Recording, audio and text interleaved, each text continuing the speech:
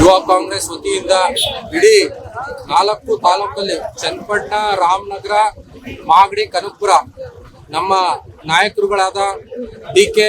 ಶಿವಕುಮಾರ್ ಅಣ್ಣವರು, ಡಿ.ಕೆ. ಸುರೇಶ್ ಅಣ್ಣವರು, ನಮ್ಮ MLA ಅವರಾದ ಯೋಗೇಶ್ ಅಣ್ಣವರು, ಇಕ್ಬಾಲ್ ಹುಸೇನ್ ಸಾಹೇಬ್ರು ಹಾಗೂ ಬಾಲಣ್ಣವರ ನೇತೃತ್ವದಲ್ಲಿ ನಮ್ಮ ಜಿಲ್ಲಾ ರಾಜ್ಯ ಅಧ್ಯಕ್ಷರಾದ ಮಂಜುನಾಥ್ ಅವರ ನೇತೃತ್ವದಲ್ಲಿ ಇವತ್ತೇನು ಎಸ್ಪ್ರಿನ್ ಫೈಲ್ಸ್ ಅಂತ ಏನು ಅಮೆರಿಕ ಮೂಲದವನು ಒಬ್ಬ ತಲೆ ಹಿಡಕ ವ್ಯಭಿಚಾರಿ ಚಿಕ್ಕ ಮಕ್ಕಳುಗಳನ್ನ ಇಟ್ಕೊಂಡು ಒಂದು ಐಲ್ಯಾಂಡ್ ಅಲ್ಲಿ ದೊಡ್ಡ ದೊಡ್ಡ ಉದ್ಯಮಿಗಳು ರಾಜಕಾರಣಿಗಳನ್ನ ಕರ್ಸ್ಕೊಂಡು ನಾನಾ ತರ ಮಾಡ್ತಾ ಇದ್ದ, ಅನಾಚಾರನ ಮಾಡ್ತಾ ಇದ್ದ.